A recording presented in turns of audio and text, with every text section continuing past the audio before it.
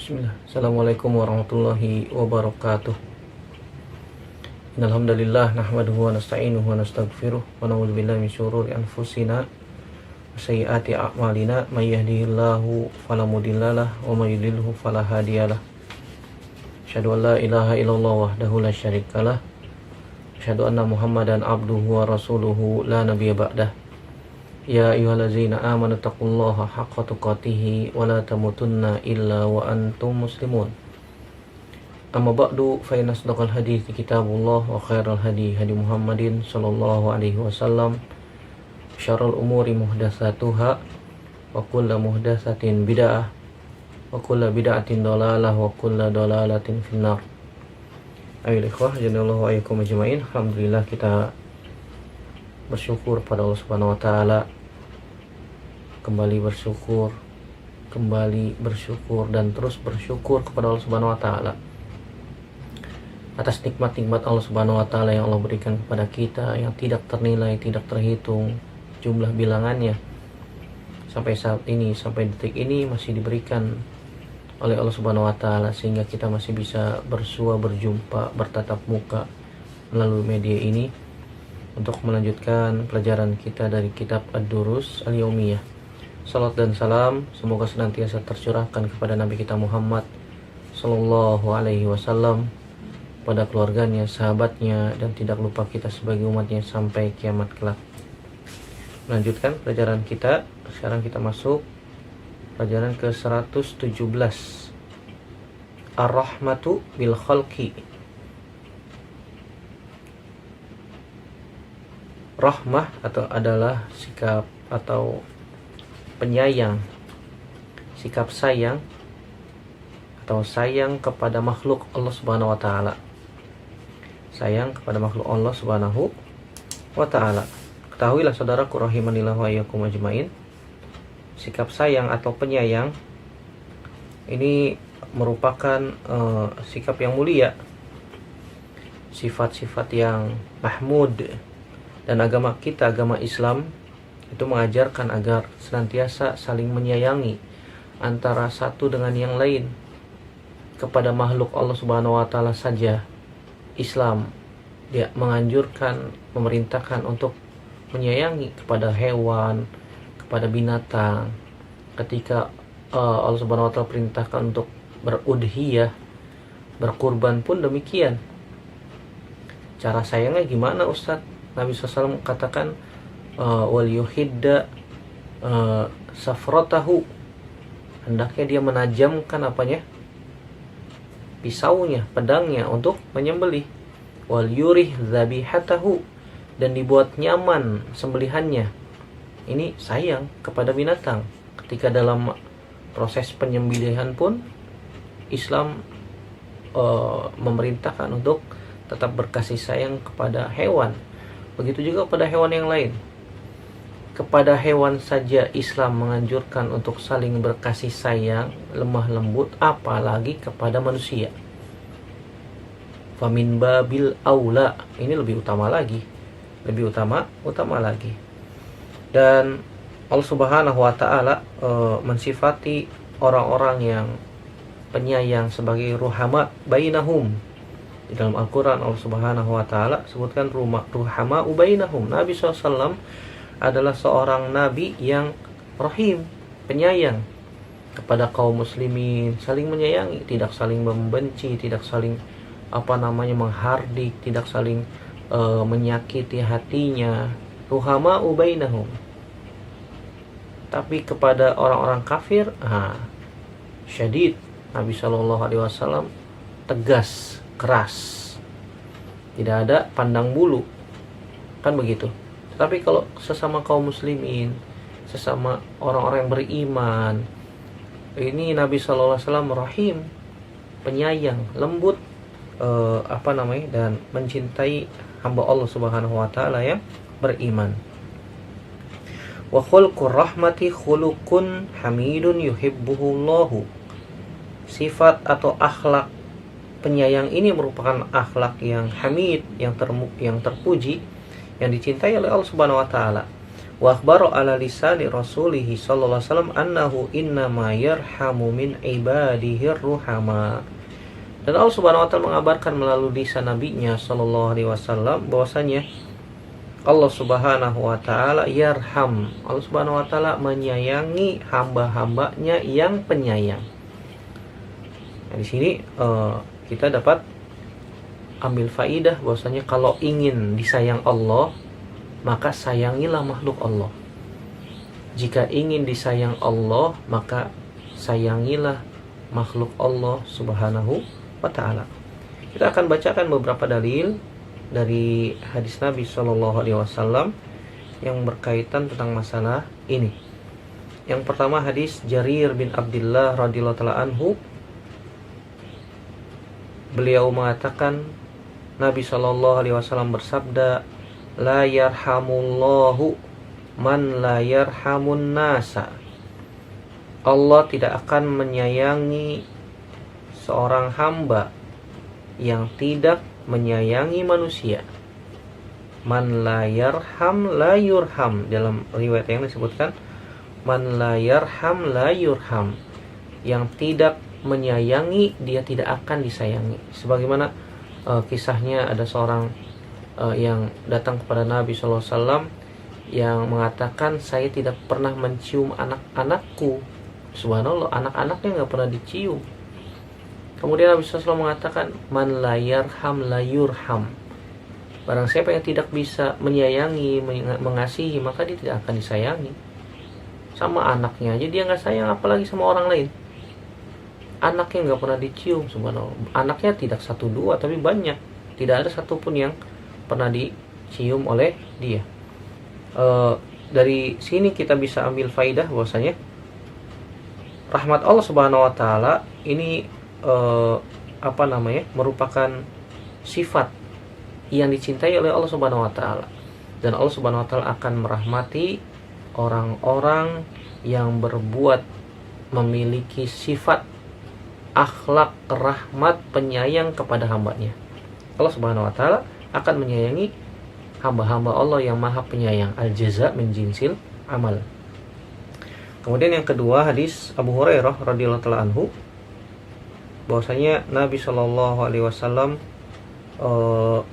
Abu Hurairah radhiyallahu taala anhu mengatakan, sami'tu Abul Qasim As-Shadiq Al-Masduq yaqul. Kata Abu Hurairah radhiyallahu taala anhu, Abdurrahman bin Sakhr Ad-Dawsi Al-Yamani, semoga Allah meridhoinya, beliau mengatakan, saya mendengar Abul Qasim, maksudnya Nabi sallallahu alaihi wasallam, As-Shadiqul Masduq, yang jujur dan dijujurkan dan dibenarkan. Nabi sallallahu alaihi wasallam As-Shadiq, orang yang jujur. Nabi sallallahu alaihi wasallam adalah orang yang tidak pernah bohong dan dibenarkan oleh manusia. Sampai orang kafir pun mengakui Nabi sallallahu alaihi wasallam tidak pernah bohong. Tidak pernah bohong, sebagaimana orang-orang kafir mengatakan, demi Allah Muhammad tidak pernah bohong. Mereka mengatakan apa? Demi Allah Muhammad tidak pernah bohong.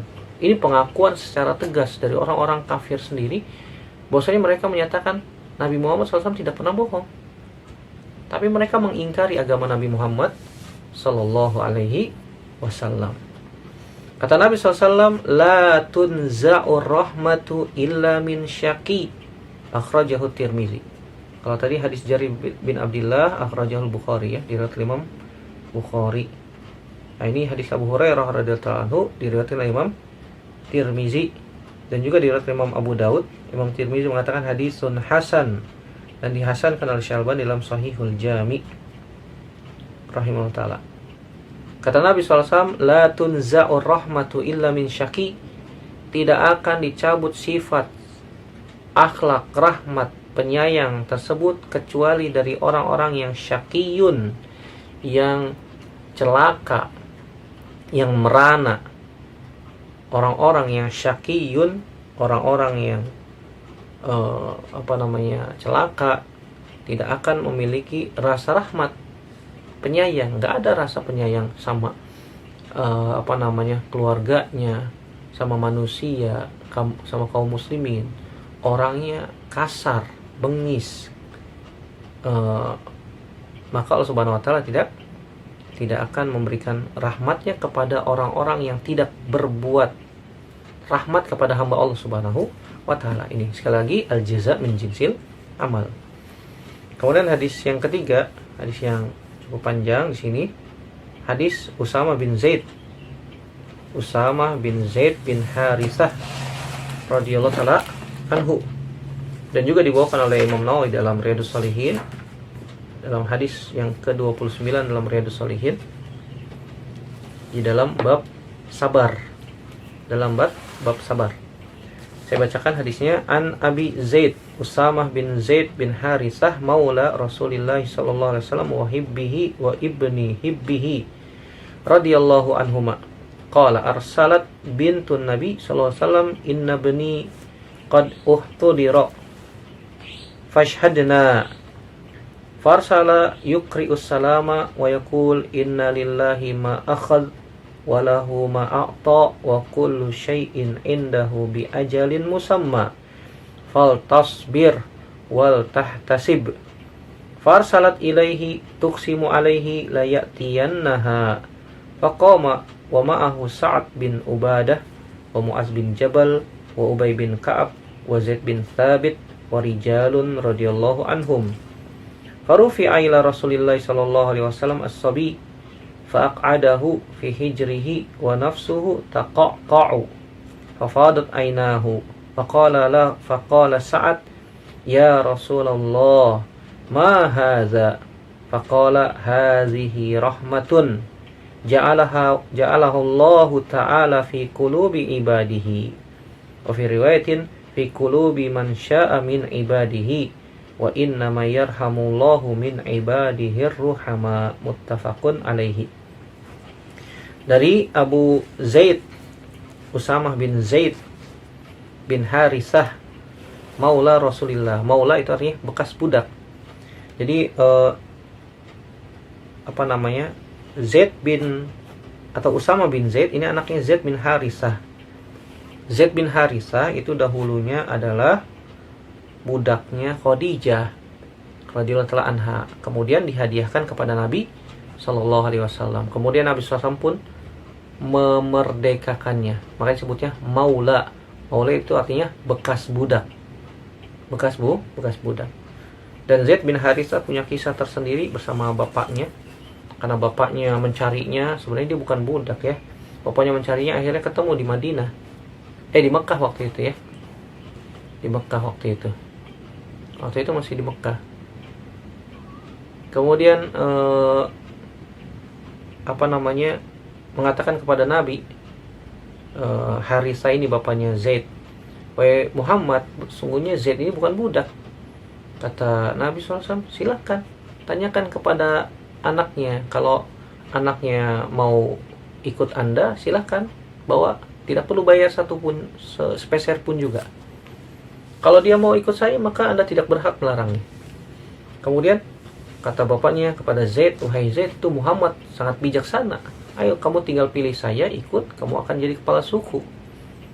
Kata Zaid apa? Saya pilih ikut dengan Nabi Muhammad sallallahu alaihi wasallam. Lihat saking saking mulianya akhlak Nabi SAW sampai bekas budaknya saja pilih antara bapak dengan orang lain. Subhanallah. Ini bapaknya sendiri tidak dipilih. Zaid bin Harithah radhiyallahu anhu punya anak namanya Usamah bin Zaid. Nah, dua-duanya adalah orang kesayangan Nabi Shallallahu Alaihi Wasallam. Beliau mengabarkan bahwasanya salah satu putri Nabi Shallallahu Alaihi Wasallam, ya disebutkan dalam sebuah riwayat namanya adalah Zainab bintu Rasulullah Shallallahu Alaihi Wasallam. Zainab punya anak kecil, punya anak bayi, dan bayinya sedang sakit, yang sedang sakaratul maut. Kemudian Zainab minta agar Nabi SAW datang untuk menyaksikan atau menghadiri atau keadaan anaknya yang sedang sakaratul maut. Kemudian Nabi SAW pun mengirim seorang utusan agar mengucapkan salam kepada Zainab dan menyampaikan pesan dari Nabi SAW agar mengatakan kepada Zainab, innalillahi ma akhaz, sungguhnya milik Allah Subhanahu wa taala yang Allah Subhanahu wa taala ambil, walahu ma a'ta, dan segala sesuatu yang Allah Subhanahu wa taala berikan hakikatnya milik Allah Subhanahu wa taala. Wa kullu syai'in indahu bi ajalin musamma, dan segala sesuatu di sisi Allah itu ada ajal yang sudah ditentukan. Fal tasbir wal tahtasib, hendaknya dia sabar dan mengharapkan pahala. Jadi Zainab kirim utusan kepada Nabi agar Nabi datang ke rumah Zainab. Tapi Nabi SAW kirim utusan lagi tuh agar si Zainab bintu Rasulullah SAW radhiyallahu ta'ala anha sabar. Seraya mengatakan innalillahi ma'a'ta, innalillahi ma'akhadh, walahu ma'a'ta, wa kullu syai'in indahu bi ajalin musamma, wal tasbir wal tahtasib. Katakan kepada Zainab bahwasanya semuanya milik Allah Subhanahu wa taala. Allah akan ambil kembali segala sesuatu yang Allah Subhanahu wa taala berikan kepada kita, pasti Allah Subhanahu wa taala juga akan berikan kembali. Juga Allah Subhanahu wa taala akan ambil kembali. Jadi semua yang kita miliki di dunia ini hakikatnya bukan milik kita. Kepemilikan yang sementara. Semuanya milik Allah Subhanahu wa taala. Allah Subhanahu wa taala berhak mengambil kembali miliknya. Begitu juga anak, begitu juga keluarga. Jadi kalau kita pahami hakikat kehidupan dunia ini seluruhnya bukan milik kita. Kita hanya titipan. Dititipi oleh Allah Subhanahu wa taala. Anak, istri, keluarga, saudara, ketika mendapatkan musibah dan kita fahami bahwasanya ini semuanya adalah milik Allah Subhanahu wa taala, maka tidak ada lagi tuh orang-orang yang niyahah, mereka meratap, menangis secara berlebihan ketika mendapatkan musibah. Makanya Nabi SAW katakan kepada Zainab, inna lillahi ma akhadh walahu ma a'ta wa kullu syai'in indahu bi ajalin musamma wal tasbir wal tahtasib. Farsalat ilaihi tuqsimu alaihi layatiyannaha. Tetapi Zainab ingin agar Nabi SAW hadir. Bahkan bersumpah demi Allah agar Nabi SAW hadir. Layatiyannaha. Akhirnya Nabi SAW pun bangun, berdiri dan berangkat. Faqama wa ma'ahu Sa'ad bin Ubadah. Nabi SAW berangkat bersama Sa'ad bin Ubadah, pemimpin kaum Khazraj di Madinah.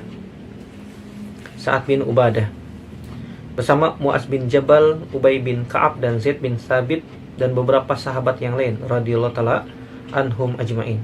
Farufiya ila Rasulillah sallallahu alaihi wasallam as-sabi, kemudian bayi atau anak kecil itu diberikan kepada Nabi sallallahu alaihi wasallam dan diangkat dan didudukkan di pangkuan Nabi sallallahu alaihi wasallam. Faq'adahu fi hijrihi, kemudian Nabi sallallahu alaihi wasallam mendudukkan, mengangkat anak kecil itu di pangkuannya. Wa nafsuhu taqaqa'u, dan nafas Nabi terlihat tidak teratur, naik turun, terengah-engah gitu ya bahasa kita ya. Seperti berat nafasnya, tataharrak atau torib. Nafas Nabi SAW sepertinya agak berat. Fafadat ainahu, tiba-tiba air mata Nabi SAW pun mengalir. Air mata Nabi SAW mengalir. Faqala Sa'ad bin Ubadah, pemimpin suku Khazraj di Madinah, mengatakan, ya Rasulullah, ma hadza, wahai Rasulullah, kenapa anda menangis? Karena persangkaannya Sa'ad bin Ubadah, Nabi menangis, mengalir air mata karena tidak terima atas musibah ini. Tidak, ini persangkaannya siapa? Sa'ad bin Ubadah radhiyallahu ta'ala anhu. Kemudian Nabi SAW menjelaskan, hazihi rahmatun, ini adalah rahmat. Nah, ini syahidnya ya. Ini adalah rahmat. Ja'alahallahu ta'ala fi qulubi ibadihi, yang Allah Subhanahu wa ta'ala berikan kepada hamba-hamba di dalam hatinya. Jadi kalau misalnya kita mendapatkan musibah, anak kita, istri kita, suami kita, saudara kita meninggal, kemudian mengalir air mata, hanya mengalir saja ya, sedih. Ini menunjukkan sifat lembut kasih sayang yang Allah berikan kepada kita. Air mata mengalir menunjukkan kelembutan hati ketika mendapatkan musibah atau ketika mendapatkan ujian dari Allah Subhanahu wa taala. Jadi bukan bukan karena tidak terima terhadap musibah yang Allah Subhanahu wa taala berikan, bukan. Tapi karena Allah Subhanahu wa taala memasukkan ke dalam hati kita sifat rahmat, kasih sayang kepada makhluk.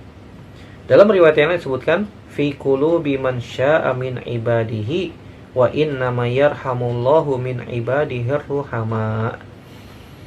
Dalam riwayat yang lain disebutkan Allah Subhanahu wa taala menjadikan sifat rahmat ini ke dalam hati kepada siapa saja yang Allah kehendaki dari hamba-hambanya. Sesungguhnya Allah Subhanahu wa taala akan merahmati, menyayangi dari hamba-hambanya yang maha penyayang, yang memiliki sifat penyayang. Allah Subhanahu wa taala akan memberikan sifat sayang kepada siapa saja yang Allah Subhanahu wa taala kehendaki, dan Allah akan menyayangi hamba-hambanya yang penyayang. Muttafaqun alaihi. Dari hadis ini kita bisa ambil faidah yang sangat banyak disebutkan oleh para ulama. Di antaranya Syekh Muhammad bin Shalih Al-Utsaimin, kata beliau, hadis ini menunjukkan dalil bahwasanya seluruh yang kita miliki adalah milik Allah. Adapun yang kita miliki berupa harta, berupa kendaraan dan seterusnya, itu semuanya adalah kepemilikan sementara di dunia ya, kepemilikan yang tidak abadi. Artinya ketika kita meninggal, kepemilikan itu akan berpindah kepemilikannya kepada siapa? Ahli waris. Kepada ahli waris. Kita simpan uang banyak pun nanti kalau kita mati tidak kita bawa sampai ke akhirat. Semuanya akan diberikan kepada siapa? Ahli waris. Pada ahli waris. Yang kedua, pelajaran yang bisa kita ambil adalah bahwasannya istihbab, dibolehkan menghadiri orang yang memiliki keutamaan ketika ada seseorang yang sedang sakaratul maut.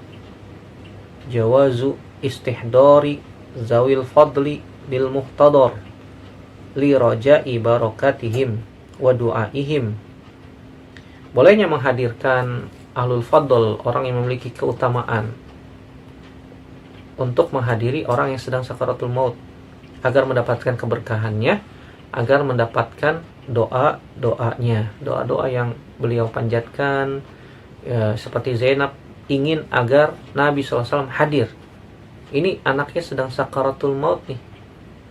Nabi SAW, Zainab radhiyallahu anha ingin bahwasanya bapaknya atau kakek dari anaknya tersebut hadir, karena Rasulullah SAW, keberkahan zatnya Nabi SAW, keberkahan doanya Nabi SAW.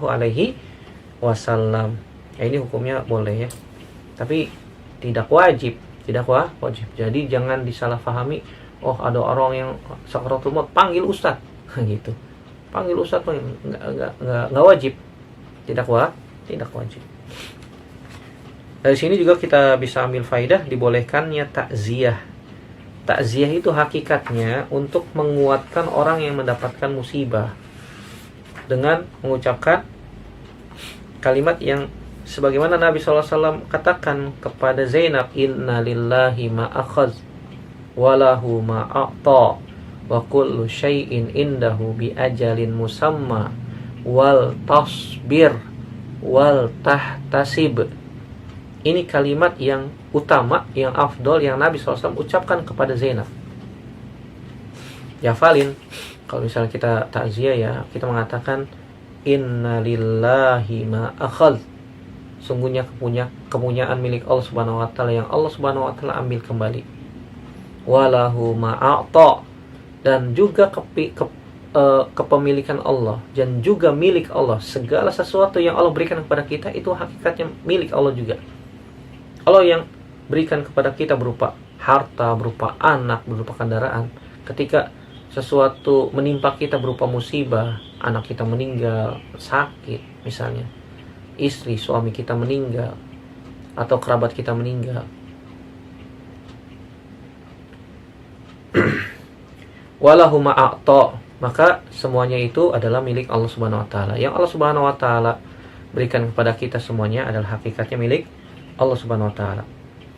Wa kullu syai'in indahu bi ajalin musamma, dan segala sesuatu di sisi Allah itu memiliki waktu-waktu yang telah ditentukan tempatnya, waktunya, zatnya, sifatnya, semuanya telah ditentukan oleh Allah Subhanahu wa taala. Sebagaimana Allah Subhanahu wa taala mengatakan, likulli ummatin ajal, idza jaa ajaluhum la yastakhiruna sa'atan wa la yastaqdimun. Dalam surat Yunus ayat 49, Allah Subhanahu wa taala katakan, likulli ummatin ajal, segala sesuatu, setiap umat itu punya ajalnya, waktu-waktunya. Waktu-waktu kapan mereka berakhir, kapan mereka wafat, diwafatkan oleh Allah Subhanahu wa taala. Idza jaa ajaluhum fala yastakhiruna sa'atan. Jika sudah datang ajal mereka, tidak akan bisa diundur walaupun sesaat. Wala yastaqdimun, dan juga tidak bisa dimajukan. Tidak bisa dimajukan, tidak bisa dimundurkan. Kalau sudah ketetapan dari Allah Subhanahu wa taala, tidak bisa dirubah. Ini semuanya sudah ketetapan dari Allah Subhanahu wa taala. Pelajaran yang selanjutnya juga disebutkan bahwasanya wajibnya sabar ketika menghadapi musibah. Hukumnya wajib, hukumnya wajib. Begitu juga kita mengucapkan kalimat ini sebagaimana yang diucapkan oleh Nabi sallallahu alaihi wasallam. Isbir wahtasib. Inna lillahi ma akhadh wa lahu ma a'ta wa kullu syai'in indahu bi ajalin musamma wal tasbir wal tahtasib. Ini kalimat yang afdol yang diucapkan ketika diucapkan kepada orang yang mendapatkan musibah. Syahid dari hadis ini adalah dalil bahwasanya Allah Subhanahu wa taala menjadikan sifat kasih sayang, akhlak penyayang kepada hamba-hamba Allah Subhanahu wa taala di dalam hati mereka, yang menunjukkan bahwasanya ini rahmat dari Allah Subhanahu wa taala juga ya. Dan faidah-faidah yang lain yang disebutkan oleh Syekh Salim bin Aid Al-Hilal dalam Bahjatun Nazir sangat banyak. Bolehnya mengunjungi orang yang sakit, tergib fi syafaqah ala khalqillah wa rahmah, anjuran untuk senantiasa berbuat kasih sayang kepada hamba Allah Subhanahu wa taala. Dan juga bolehnya mengulang-ulang undangan, seperti Zainab mengulang undangan agar Nabi Shallallahu alaihi wasallam datang. Dan dibolehkan menangis tapi tanpa ada meratap. Nabi SAW pun menangis, mengalir air mata Nabi Shallallahu alaihi wasallam. Baik, hadis yang terakhir dalam pelajaran ini adalah hadis Abu Hurairah radhiyallahu taala anhu tentang kisah seorang dari Bani Israel yang mendapati sumur dan mendapati hewan yang sedang kehausan. Kata Abu Hurairah radhiyallahu anhu, Nabi SAW mengatakan, bainama rajulun yamshi bi tariqin ishtadda alaihi al-'atash fawajada bi'ran fanazala fiha fashariba thumma kharaja fa idza kalbun yalhasu ya'kulu ath-thara min al-'atash faqala ar-rajul laqad balagha hadha al-kalbu min al-'atash mithla alladhi kana qad balagha minni fanazala al-bi'ra famala'a khuffahu ma'an thumma amsakahu bi fihi hatta raqiya fasaqa al-qalba fashakara Allahu lahu faghafara lahu. Qalu ya Rasulullah inna lana fil bahaimi ajran faqala fi kulli kabidin ratbatin ajrun muttafaqun alaihi. Dari sahabat Abu Hurairah, semoga Allah meridhoinya, bahwasanya Nabi Shallallahu alaihi wasallam mengatakan, bainama rajulun ketika ada seorang laki-laki berjalan di jalanan,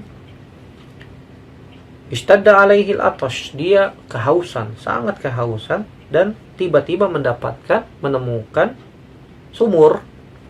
Fanazala fiha fashariba summa kharaja. Kemudian dia pun turun ke sumur tersebut. Ingat ya, sumur di Timur Tengah sama sumur di Indonesia beda.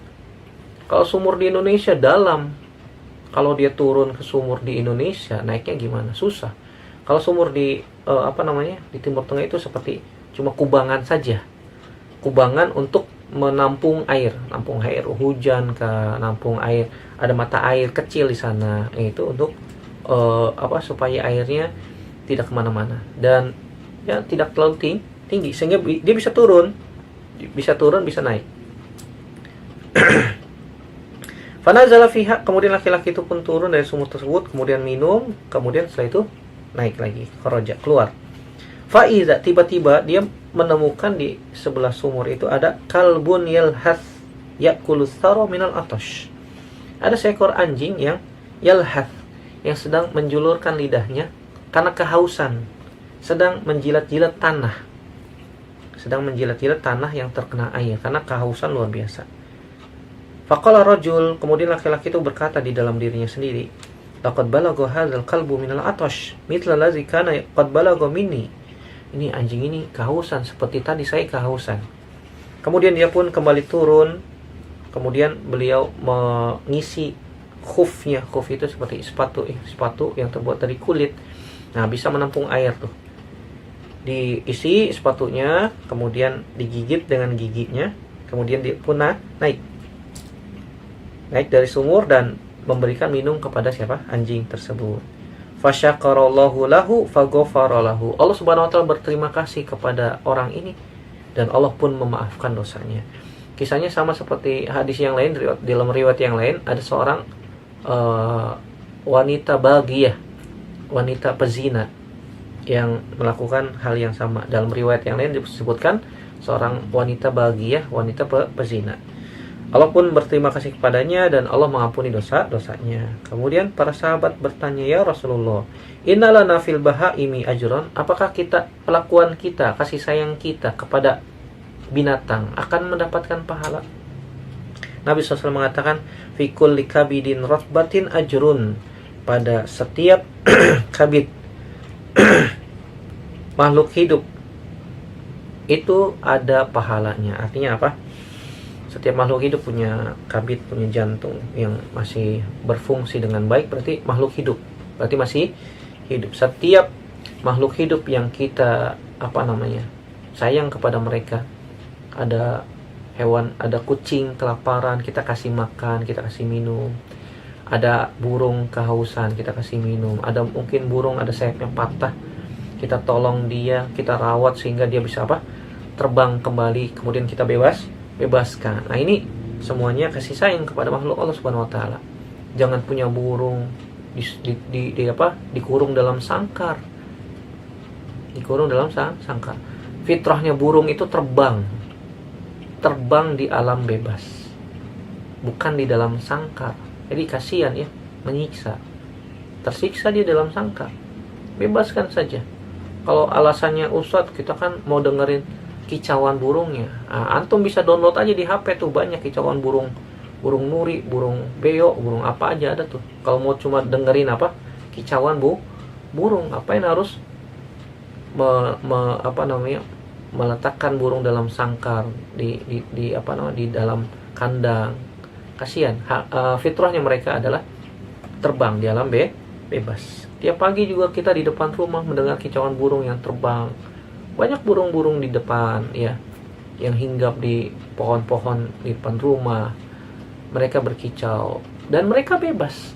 Kalau cuma ingin mendengarkan kicauan burung ya tiap pagi seperti itu bisa. Banyak burung-burung yang hinggap dan berkicau di depan rumah kita. Jadi sifat atau kasih sayang kesimpulannya merupakan rahmat yang Allah Subhanahu wa taala berikan kepada hambanya, kepada siapa saja yang Allah kehendaki. Dan rahmat ini sifatnya orang beriman. Penyayang ini sifatnya orang beriman. Kalau ada orang yang beriman sifatnya kasar, bengis, keji, kejam, itu bukan sifat orang beriman tuh. Maka harus diintrospeksi diri dia. Dia harus evaluasi diri. Dan sifat rahmat ini merupakan sebab dimasukkan ke dalam surga. Sebagaimana tadi kisahnya seorang laki-laki dari Bani Israel yang memberikan minum kepada binatang, seekor anjing. Nah, ini bisa menjadi sebab dia dimasukkan ke dalam surga. Dan Allah Subhanahu wa taala tidak akan mencabut sifat kasih sayang ini kecuali dari orang-orang yang celaka, dari orang-orang yang merana, menderita. Allahu ta'ala alam bisawab. Ini saja yang bisa kita sampaikan. Semoga Allah Subhanahu wa taala menganugerahkan kepada kita sikap, sifat, akhlak penyayang kepada hamba-hambanya, dan semoga Allah Subhanahu wa taala memasukkan kita ke dalam surga karena sebab rahmat kasih sayang yang Allah berikan, yang Allah masukkan ke dalam hati-hati kita. Amin ya rabbal alamin. Demikian yang bisa kita bahas, semoga bermanfaat. Aku qouli hadza astaghfirullah li wa lakum. Subhanakallahumma wa bihamdika asyhadu an la ilaha illa anta astaghfiruka wa atubu ilaik. Wassalamualaikum warahmatullahi wabarakatuh.